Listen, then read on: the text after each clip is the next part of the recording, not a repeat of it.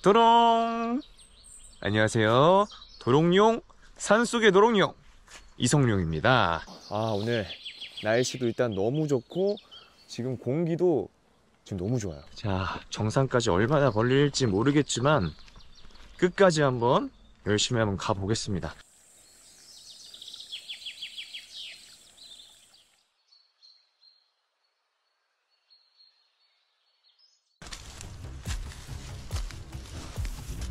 여기가 어디지? 여러분, 저 길을 잃은 것 같습니다. 어떡하지?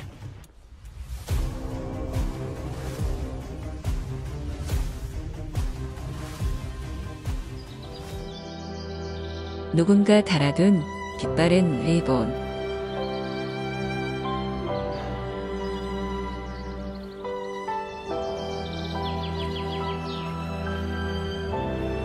덕분에 성룡은 길을 찾았습니다.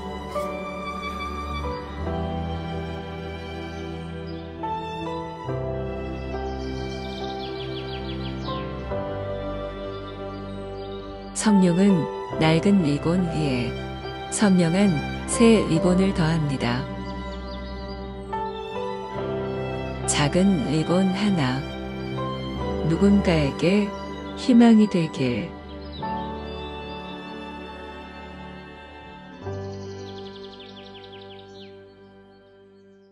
이런 빨간 리본을 볼 때 여리고성의 기생 라합의 집에 달려있는 빨간 줄이 생각이 나요. 여리고성이 무너질 때 그 빨간 줄 하나가 기생 라합의 가문을 구원하지 않습니까? 이 땅에 우리가 살아가면서 누군가에게 이 리본 같은 하나, 이 빨간 줄 하나가 그 인생의 여정을 바꿀 수가 있는 것이죠. 영원한 생명으로 가게 할 수가 있습니다. 우리는 인생 여정, 인생길을 여정이라고 표현하기도 하죠. journey라고 하죠. 그래서 여행길이다 이렇게 표현합니다. 여러분들이 한 번뿐인 인생을 길을 걸어갈 때마다 여러분이 원하는 대로 길이 쭉쭉 열리는 경우가 없습니다. 내가 원하는 그 길로 가려다가 보면 길이 막히고 바라는 그 문이 닫혀버릴 때가 굉장히 많거든요. 그럴 때마다 사람들은 그 닫힌 문 앞에서 실망하고 좌절하고 나는 안 되는가 봐 이러지만은 여러분, 문이 하나 닫히면은 또 다른 하나의 문이 열리게 되어 있어요. 죽으라는 법이 없다 이런 말 하잖아요. 문이 하나 닫히면 또 다른 한 문이 열린다. 이것이 우리 인생 길이죠. 그래서 여러분들이 예기치 않게 앞길이 막히고 문이 닫혀버리고 그럴 때마다 새로운 문이 열릴 것을 기대하고 새로운 문을 열어주시는 주님을 바라보는 그런 성숙한 그리스도인들이 되기를 축복합니다. 여러분, 오늘 10월 6일인데 지난 10월 2일 날 얼마 전이죠. 며칠 전에 하나님의 가정에 불이 났는, 그게 이제 뉴스에 나왔다더라고요. 저는 뉴스 못 봤는데 불이 나서 집안을 다 태워버린 거예요. 여러분, 그 집이 남의 집이 아니고 우리 교우의 집이었어요. 하루 전에 이사를 왔는데 그 다음날 전소가 되어버렸다는 거예요. 외출하고 돌아오니까 다 타버렸다. 얼마나 기가 찹니까? 세상에 이런 일이 있을 수가 있습니까? 제가 이제 그 소리를 듣고 걱정이 돼서 전화를 했어요. 그랬더니 불이 푹 쪄가지고 죽어가는 목소리로 전화를 받을 줄 알았는데 굉장히 밝은 목소리로 전화를 받더라고요. 어떡해요? 그랬더니 목사님 걱정하지 마세요. 몇 번 그러더라고요. 목사님 걱정하지 마세요. 다 타버렸으니까 새로 시작하면 됩니다. 야, 저는 위로하려고 전화했다가 그 소리 들으니까요, 내가 저분이 나보다 낫다 이런 생각이 들더라고요. 그런 순간에 또 다 타버렸으니까 새로 시작하면 됩니다 그러더라고요. 여러분, 뭐 그런 일을 만나면 안 되지만 우리는 언제나 그분의 말대로 우리는 새로 시작할 수 있는 기회의 문을 하나님은 늘 열어주시는 것입니다. 자, 그래서 우리가 예기치 않게 내 앞길이 막히고 원하는 그 문이 닫힐 때마다 우리는 새로운 문을 열어줄 것을 기대하고, 또 하나님은 우리에게 늘 기회를 주시는데, 그럴 때마다 우리는 지금까지 살아온 내 삶의 목적을, 내가 살아온 삶의 이유를 재설정하고, 그래 내가 이제 이렇게 살아봐야 되겠다, 이런 새로운 목적, 새로운 방향을 설정해서 새로운 삶을 살면 되는 것이거든요. 하나님 우리에게 언제나 기회를 주십니다. 이게 너무 멋진 말이잖아요. 하나님 우리에게 기회를 주십니다. 여러분 생각해 볼수록 감사하잖아요. 문이 닫혔다가 또 다른 문이 열리고 또 열리고, 절대 망하는 법이 없습니다. 그리고 계속해서 문이 열리고 열리다가 마지막에 내 이 세상 삶이 다 끝나면 마지막에 하늘 문이, 천국의 문이 열릴 줄로 믿습니다. 우리 앞에 만세반석이 열리기 때문에 세상의 문 다 닫혀도 괜찮습니다. 마지막에 하늘 문이 열릴 줄로 믿습니다.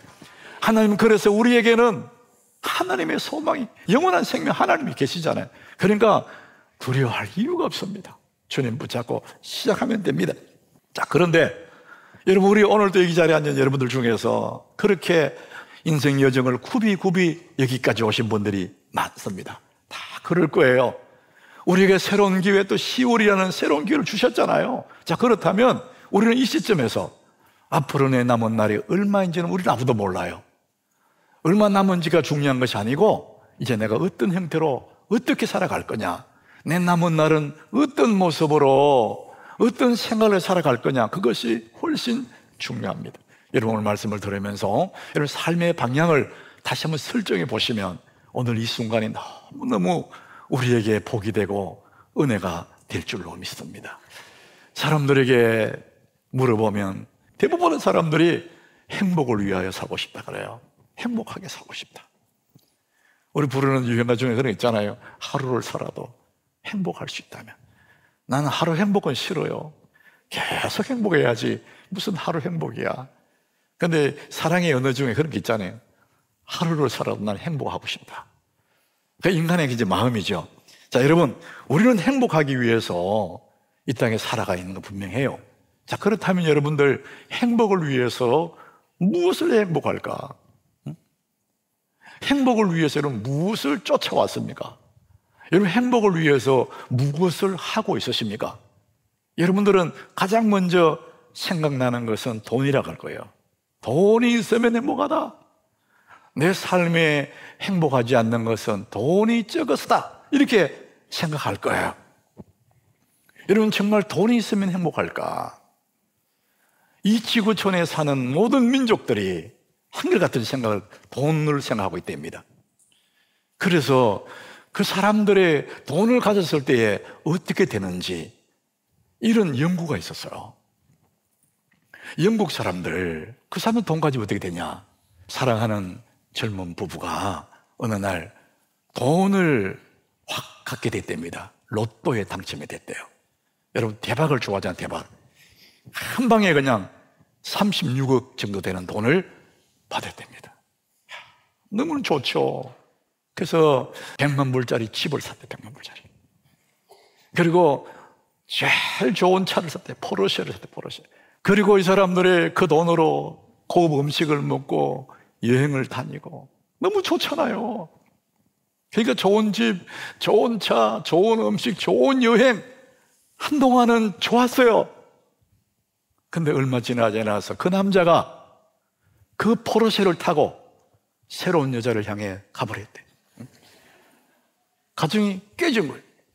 차라리 그 돈이 없었으면 행복하게 두 사람이 살 텐데 그 돈 때문에 이 가정에 불행이 찾아온 거예요. 돈이 그렇게 위험하다는 거예요. 좋기는 좋은데 위험하다. 이 돈은 나쁜 것도 아니고 좋은 것도 아니에요. 악도 아니고 선도 아니에요. 돈을 쓰는 사람이 악한 사람인지 선한 사람인지 그에 따라서 돈이 달라지는, 돈은 중성이에요. 그래서 대부분의 사람들이 돈이 주어지면 악한 쪽으로 빠지는 거죠. 디모데전서 6장 10절에 이 돈을 그렇게 얘기해요. 돈을 사랑함이 일만 악의 뿌리가 된대요. 돈 자체는 나쁜 게 아닌데 돈을 사랑하는 그 사람, 돈을 사랑하면 일만 악의 뿌리랍니다. 여러분, 모든 범죄에는 돈이 이루어져 있습니다. 돈 때문에 죄를 짓고 범죄하는 거예요. 이게 정말 무서운 얘기 아닙니까, 여러분? 뿐만 아니라 그 뒤쪽에 보니까 미혹을 받아서 믿음에서 떠나서 많은 근심으로 자기를 찔렀도다. 믿음 좋은 사람도 돈을 사랑하면 악의 뿌리가 될 뿐만 아니라 믿음에서 떠난다는 거예요. 하나님을 버릴 수 있대요. 이게 그렇게 된다는 거예요. 그래서 여러분, 돈이 있으면 행복할 거야. 그거는 막연한 허상이에요. 내 자신이 중요해요. 돈이 있어야 행복한 게 아니에요. 그 다음에 이 돈으로 쾌락을 가지면, 이 쾌락은 돈으로 하잖아요. 돈으로 쾌락을 가지면 행복할 거야. 그렇게 생각하는 거예요. 여러분, 인간이 쾌락을 좋아하지 않습니까? 세상에는 재밌는 일이 많거든요. 그게 다른 말로 하면 쾌락이거든요. 오늘 본문 8절에 이 얘기를 하고 있습니다. 모든 만물이 피곤하다는 것을 사람이 말로 다 할 수 없나니. 그러니까 우리가 사는 이 세상 자체가 피곤하다는 거예요. 눈은 보아도 족함이 없대. 귀는 들어도 차지 않는데. 이 사람의 그 심정을 얘기합니다. 어떤 것도 처음 볼 때는 와 이러는데 조금만 지나면은 아이고 실증 난다는 거예요. 그래서 또 다른 거, 여행을 갔는데 어떤 바닷가에 여행 가고 너무 좋아 와 했는데 하루 이틀 지나면은 에게 더 좋은 데 없을까 이렇게 되는 거예요. 더 좋은 음식을 먹을 때 너무 맛있어서 그냥 몇 번 반복해서 먹으면 맛이 없어. 더 맛있는 것 없을까? 눈은 보아도 족함이 없고 귀는 들어도 차지 않는데요. 이게 인간의 본성이래. 그래서 오늘 읽은 그 본문의 9절에 보면은 해 아래 새 것이 없대. 새 것이 없는데 자꾸 우리 새 것을 추구하는 거예요. 그 다음 10절에도 마찬가지입니다. 이것이 새 것이라 할 것이 있으랴. 다 이전에 있었던 거다. 그 얘기는 뭐냐? 우리는 자꾸만 새로운 걸 추구하고 실증을 느끼고 또 다른 거 하지만은 새 것이 없다는 거예요. 그러니까 만족이 없어. 자꾸만 지금 것은 실증을 느끼는 겁니다. 족함이 없어. 또 다른 거. 그러니까 새로운 것이 늘 좋다고 생각합니다. 죄된 인간의 본성을 그대로 드러내는 얘기. 수가성우 물가의 여자가 그런 여자예요. 이 남자를 만나서 살았는데 실정이 느껴서 두 번째 남자 만났고 또 실정을 느껴. 세 번째 남자, 다섯 번째 남자 만나서 살고 있는데도 마음이 안 드는 거예요. 만족이 안 되는 거예요. 솔로몬도 그랬습니다. 솔로몬. 열왕기상 11장 3절에 보면 솔로몬의 여인이요 얼마나 많은지. 후궁이 700이야. 첩이 300명. 합해서 1000명의 여자가 둘러싸여 있는 거예요. 근데 사람들은 자꾸만 실정을 느껴. 눈은 봐도 족함이 없어. 귀는 들어도 차지 않아. 자꾸만 새로운 거. 그러니 우리가 무엇을 해도 만족이 없는 거예요. 인간 자체가 흙이 졌어, 흙이. 늘 배고파. 늘 목말라. 뭘 해도 만족이 안 돼. 허전하고 헛헛하고 텅 빈 것 같고. 여러분 한번 살아오면서 그런 많이 경험했을 거예요. 이번에 이것만 이루어주면 내가 좋을 거야. 가보니까 있습니까? 또 아니요. 늘 그래. 여러분 왜 그럴까요? 왜 사람이 이렇게 이것도 하고 저것도 해도 왜 만족이 안 될까? 왜 내가 속이 늘 허전하고 이 영혼의 갈증이 늘 느껴질까? 이것을 성경은 정확하게 이렇게 말해요. 전도서 3장 11절이에요. 그 이유를 설명합니다. 우리 같이 읽어보겠습니다. 하나님이 모든 것을 지으시되 때를 따라 아름답게 하셨고 또 사람들에게는 영원을 사모하는 마음을 주셨느니라. 거기까지 이렇게 했습니다. 영원을 사모하는 마음을 주셨느니라. 사람에게 영원을 사모한다. 여러분 영원이라는 이 단어는 이 세상에 있지만은 영원이라는 존재는 없어요. 영원은 하나님에게 속한 단어거든요. 다 이 땅에서는 영원하지 않습니다. 영원한 것은 하나님밖에 없는데 우리는 그 영원을 사모하는 마음이 내 속에 있다는 거예요. 그 하나님을 사모하는, 인간은 하나님의 형상으로 지원받았기 때문에 자기도 모르게 영원을 사모하게 돼 있다. 그 사모하는 그 마음에 영원하지 않는 것을 아무리 담아도 채워지지가 않는 거예요. 그러니까 아무리 애를 써도 내 마음은 영원을 사모하기 때문에 영원하지 않는 것들을 아무리 담아도 채워지지 않는가. 내 영혼의 갈증, 하나님이 오시기 전까지, 내 이 갈증에 주님이 오시기 전까지는 모든 것들이 다 만족이 안 되는 거예요. 그래서 여러분, 하나님이 아닌 그 모든 것들은 다 모조품입니다. 하나님을 갈망해야 되는데 그 갈증을 다른 데서 푸는 거예요. 그게 모조품 행복이에요. 여러분, 돈이 행복의 모조품이에요. 쾌락이 재밌는 것 같은데 그 또한 모조품이에요. 그걸로는 만족이 안 되게 돼 있어요. 왜? 영혼을 사모하는 마음을 내가 가지고 있기 때문에 그렇습니다.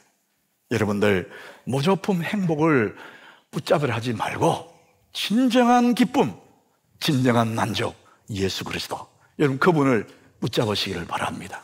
오늘 성경은 그것을 확실하게 얘기합니다. 여러분, 요한복음 4장 13절에 예수께서 대답하시되, 누구에게 말합니까? 수가성 여자에게 말하잖아요. 네가 남편 5명이 있는데 지금 그 남편도 네 남편이 아니야. 이 여인의 목말라서 늘 속에 허전해서 새로운 사람, 새로운 거 찾았는데 늘 목이 말라. 그래서 이 물을 마시는 자마다 다시 목말라. 너 안 채워지는 거야. 그런데 그 다음 절 우리 같이 읽습니다. 내가 주는 물을 마시는 자는 영원히 목마르지 아니하리니 내가 주는 물은 그 속에서 영생하도록 솟아나는 샘물이 되리라. 이 세상에 어떤 건 안 채워지는 거야. 늘 갈증을 느낄 거야. 그러나 내가 주는 물이 있어. 네가 그 물을 마시면은 네 속에서 영생하도록 솟아나는데, 세상에 그래서 다 바깥에서 오는 건데 내가 주는 물은 네 속에, 그 속에서 솟아나는 샘물이다. 기쁨의 샘, 만족의 샘, 마르지 않는 샘이 계속 내 속에서 올라온다. 그 말씀을 하는 거예요. 예수 안에 참 기쁨이 있고 참 만족이 있습니다. 그 밖에 모든 것들은 모조품입니다. 우리는 이 오리지널 예수 안에 있는 이 행복을 모르기 때문에 자꾸만 밖에 있는 걸 찾았습니다. 모조품. 그러나 그것들로는 만족이 안 되게 되어 있습니다. 하나님의 임재 연습이라는 그 책에 로렌스라는 사람의 삶의 이야기가 적혀 있어요. 이 로렌스는 자기의 삶의 목표가 수도사가 되는 거였어요. 수도원에 가서 수도사가 되는 것이 자기의 꿈인데 수도사로 받아주지를 않는 거예요. 배움이 없어, 학력이 모자라.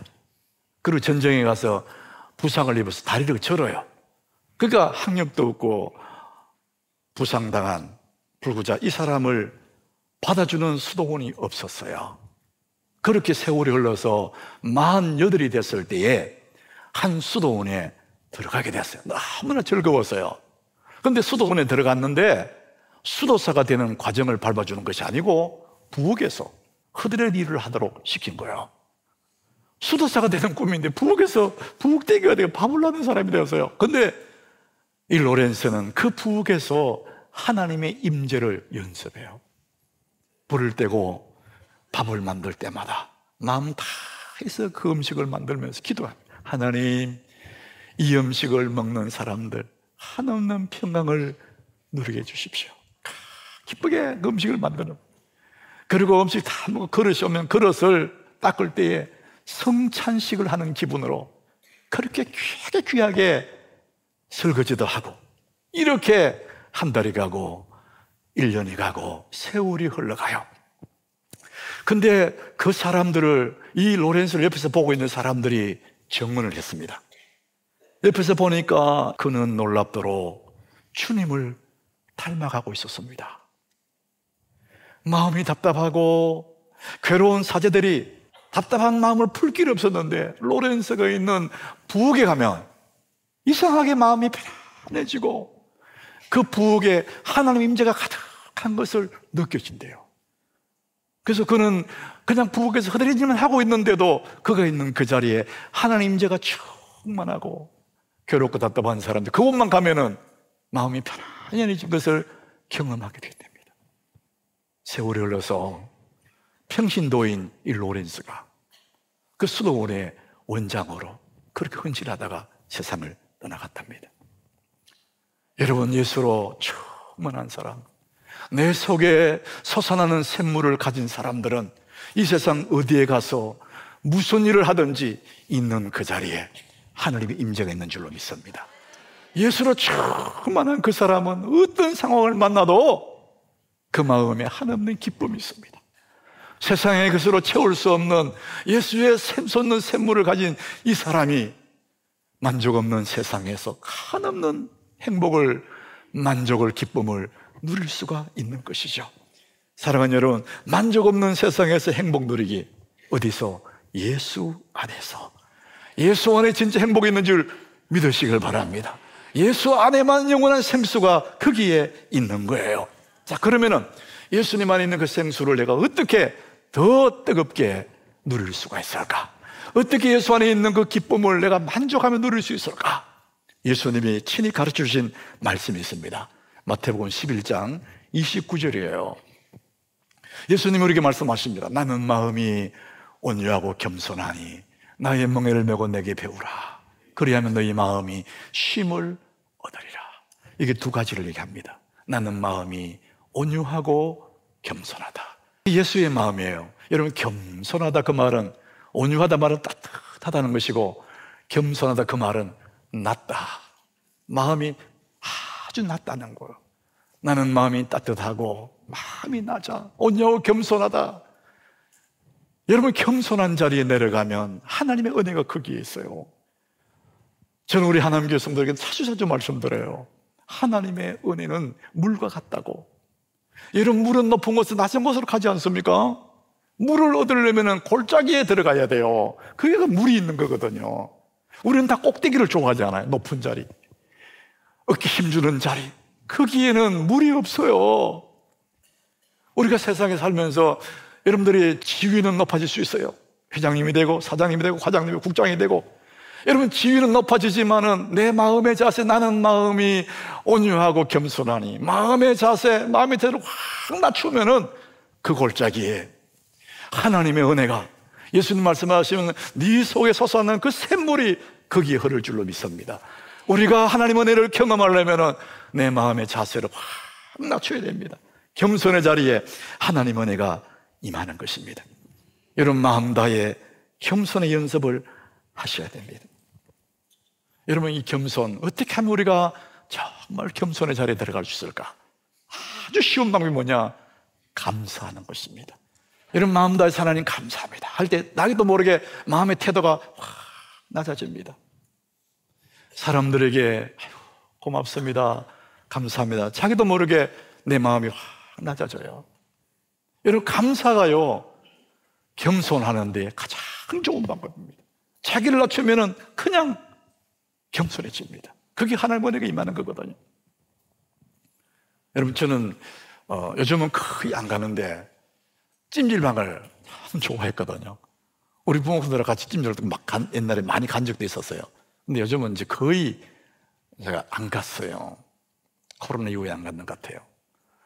한국 사람들 찜질방 들어가서 뜨거운 땀 흘리는 거 좋아하잖아요. 근데 그보다 더 뜨거운 곳이 있습니다.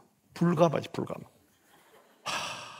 얼마나 뜨거운, 손 한 막 갖다 놓고 막 진짜 막 열이 확 나는 불가마.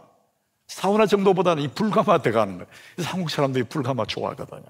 머리에 막 수건 딱, 여기 뭐 양머리 탁 폼자고 만들어가지고 딱 들어가서 앉아가 땀을 쭉 도 닦는 사람이 앉아있다는 거예요. 그 뜨거운데 왜 앉아있어요?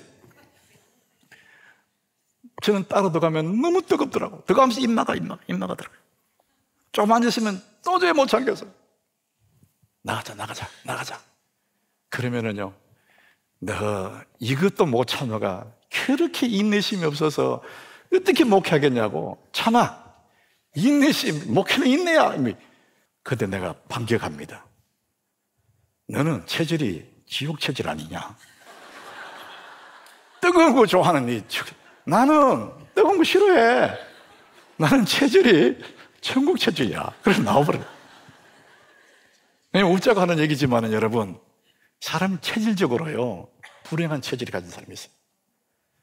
이 사람은 사고방식 자체가 불행한 체질을 가진 사람이야. 웬만한 일을 웃지도 않아. 웬만한 일에 감동도 안 해요. 피식 웃고 안 웃어요. 웬만한 일에 감사 안 합니다. 이것은 바로 이건 불행의 체질을 가진 사람이죠.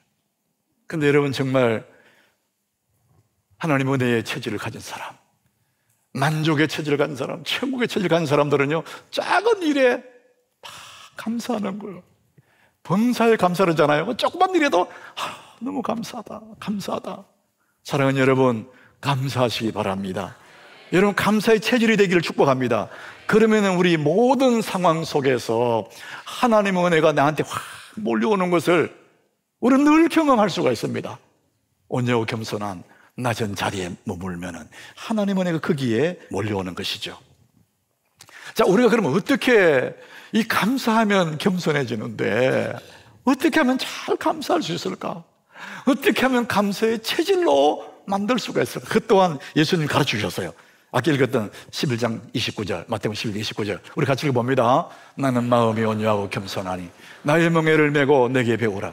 그리하면 너희 마음이 쉼을 얻으리. 온유하고 겸손한 그 마음은 어떻게 되느냐? 나의 멍에를 메고 내게 배우라 그랬어요. 여러분, 배운다는 것은 학습하는 거예요. 애를 써서 학습하는 거예요. 다른 말로 하면 훈련받습니다. 연습하는 거예요. 여러분, 학습의 과정은 어느 날 갑자기 그게 아닙니다. 과정이 필요합니다. 조금씩 조금씩 배워가는 거예요. 그래서 학습에 간 배워가 훈련받는 겁니다. 너는 내 멍에를 내게 배워라. 예수의 그 겸손한 마음을 조금씩 조금씩 연습 배워가는 겁니다. 그러면 자기도 모르게 어느 날 느끼게 돼요. 주님 닮아 있는 것을 조금씩. 그래서 우리는 평생에 하나님 앞에 이 온유하고 겸손한 예수의 마음을 연습해 가는 거예요. 그래서 우리 삶 속에서 겸손한 연습 감사합니다. 주님 감사해요. 작은 일에 늘 감사할 때 우리는 어느 날 나도 모르게 주님의 온유한 겸손한 사람으로 주님 닮아 있는 자기를 발견하게 될 거예요. 여러분 모두가 이 은혜 있기를 축복합니다. 우리에게는 주님 주시는 영원히 목마르지 않는 샘물 같은 기쁨, 생수가 내 속에 있습니다. 우리는 이제 이 생수를 다른 사람에게 흘려보내는 것, 이것이 이제 우리 남은 인생의 목표예요. 내게 있는 이 생수를 다른 사람에게 흘려보내는 겁니다. 우리 본문 14절, 요한복음 4장 14절 한 번 더 읽어보겠습니다. 내가 주는 물을 마시는 자는 영원히 목마르지 아니하리니 내가 주는 물은 그 속에서 영생하도록 솟아나는 샘물이 되리라. 우리에게는 이 샘물을 가진 사람들입니다. 이제는 우리 샘물을 흘려보내는 거예요. 코리덴 붐 여사라는 분이 있어요. 네덜란드 크리스찬인데 세계 2차 대전 끝날 무렵에 자기 집에 유대인들을 숨겨줬다는 그 죄목 때문에 가족이 다 나치 수용소에 끌려갔습니다. 감옥에 들어가게 된 거예요. 선한 일을 하다가 감옥에 들어가게 됐어요. 이 코리덴 이 아가씨가 언니와 함께 감옥에 들어갔습니다. 근데 언니는 몸이 너무 약했어요. 폐결핵이 있는 거예요. 여러분, 폐결핵은 잘 먹어야 되는데 감옥에서 어떻게 잘 먹을 수 있습니까? 그래서 이 코리덴 이 동생이 언니를 위해서 비타민, 알약 비타민이 아니고 그 당시에는 물 비타민을 합니다. 갈색 병에다가 비타민을 넣어서 갖고 들어갔어요. 그리고 감옥에서 빵을 나눠주면 그 빵을 먹을 때 언니를 위해서 그 비타민을 찍어서 언니를 먹인 거예요. 최소한의 영양을 공급을 했습니다. 그래야 언니가 이 폐결핵이 도지지 않으니까. 그래서 아껴서 조금 찍어서 언니에게 먹였는데 그걸 보던 주변에 있는 다른 감옥의 그 죄수들이 우리도 좀 찍어 먹자. 그러더랍니다. 그래서 언니에게 물어서, 언니, 다른 사람들도 빵에 좀 찍어 먹자 그러는데 어떻게? 믿음 좋은 언니가 나눠주라고 그러더래. 그래서 이 동생이 다른 사람한테 빵에 찍어서 줬습니다. 그러면 조그마한 병이 있는 건데 금방 사라지잖아요. 그래도 언니가 주라 그러니까 줬답니다. 그런데 하루가 지나고 일주일이 지나고 계속 가도 계속 그 속에 안 마르는 거예요, 이 비타민이. 이 동생이 깜짝 놀라서, 언니, 이상해. 비타민이 계속 나와.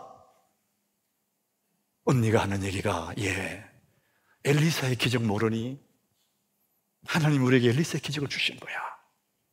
계속 줬는데도 이상해, 언니, 마르지가 않아. 그래요. 사랑하는 여러분, 우리 속에는 마르지 않는 샘, 예수 그리스도의 생명이 있는 줄 믿으시길 바랍니다. 주고 또 주고 또 줘도 마르지 않는 샘이에요. 퍼올리고 퍼올려도 마르지 않는 샘을 우리는 가지고 있습니다. 이 샘의 물을 마시는 자마다 영원히 목마르지 않는, 영원히 사는 영생을 얻게 되는 그 생수를 우리가 가지고 있습니다. 우리는 이 생명의 예수 그리스도를 내가 노력으로 받은 것도 아니고 그래서 하나님 은혜로 나도 모르게 예수의 생명을 얻게 되었으니 얼마나 감사합니까? 그래서 우리는 그 주님의 사랑에 큰 빚을 진 사람이에요.